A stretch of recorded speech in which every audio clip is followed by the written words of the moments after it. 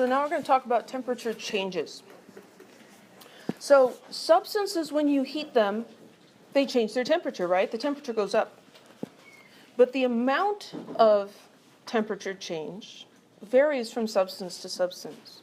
So let's think about a plate of food at a restaurant. Maybe you went to a steakhouse, and they bring out, there's this big steak, and there's a baked potato, and there's this piece of Texas toast, right? Everything's hot. You get distracted taking pictures of it, right, with your phone and posting them on Facebook. Look what I'm eating. Okay, that could happen, right? If you wait too long, one of those food items is going to be cold.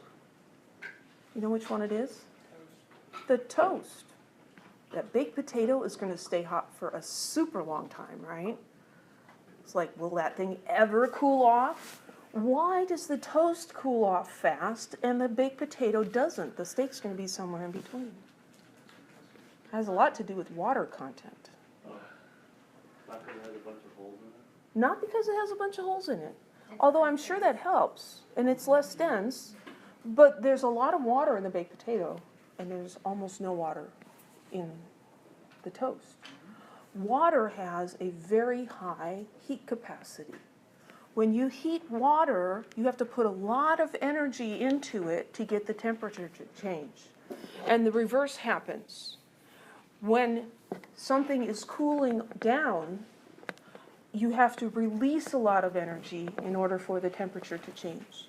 So the toast being dry releases a little bit of energy, and its temperature changes much more than the potato does. There are other factors, of course, but that's a big part of it.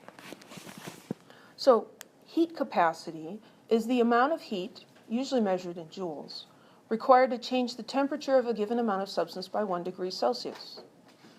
So that's all very nice, but the heat capacity is going to change with different amounts of substance. If you have a big, think about it. If you're making spaghetti for yourself and you're just going to boil 2 cups of water, or you're going to make it for the football team and you're boiling, 8 gallons of water, which one are you going to have to put more heat in to get it to boil? The large amount of water, right? So heat capacity is just whatever sample you're looking at. So that's not so useful. So we use what's called a specific heat capacity. And this says how much heat required to change the temperature of 1 gram. It's like, okay, we're going to compare just 1 gram of each of these substances. Some things take more energy for 1 gram to change temperature by 1 degree. Others take less. That's the specific heat capacity. It's got weird-looking units. The units are joules per gram degrees Celsius.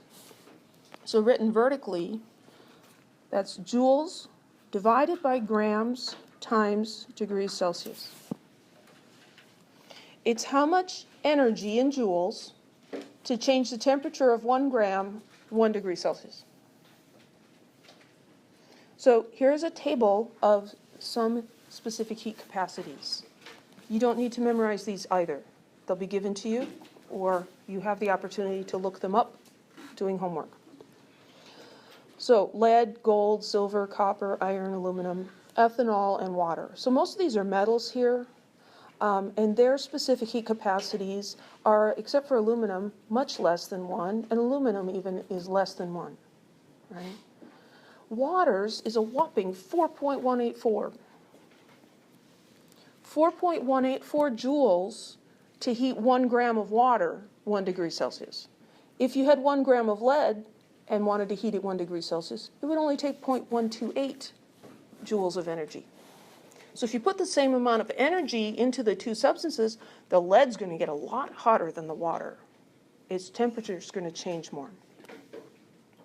Water has a very high specific heat capacity compared to other substances. And this affects weather.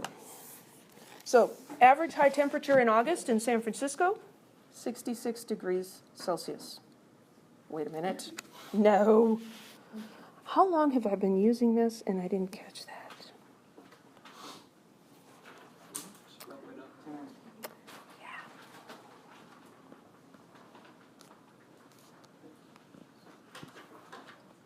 I had Celsius on the brain.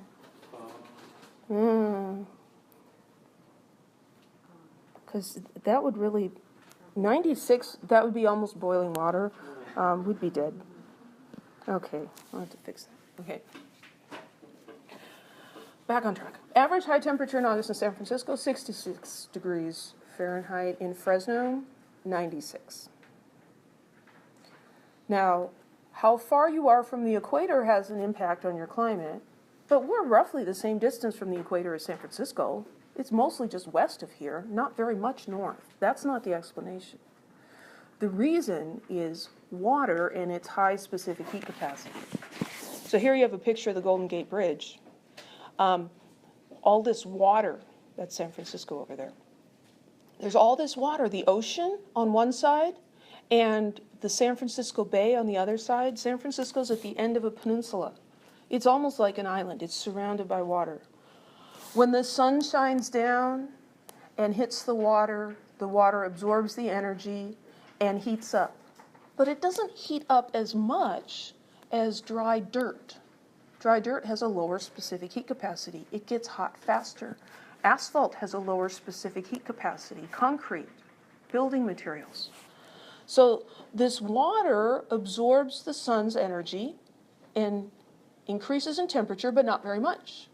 And so as the heat of the day comes, a lot of that heat is going into the water in the bay. Then the sun goes down and the temperature starts to fall. But the water now is releasing energy, and it releases a significant amount of energy as it changes in temperature only a little bit. And so in San Francisco, it's pretty common to have the high 66 and the low 56. Doesn't change much because the water moderates the temperature. Here, it can change 40 degrees. It's not uncommon, right? It could be 100 during the day and 60 at night. 30 is probably more common. But the temperature changes a lot. Why? Because this is a dry climate. We do not have a lot of water around compared to somewhere like San Francisco. Any questions?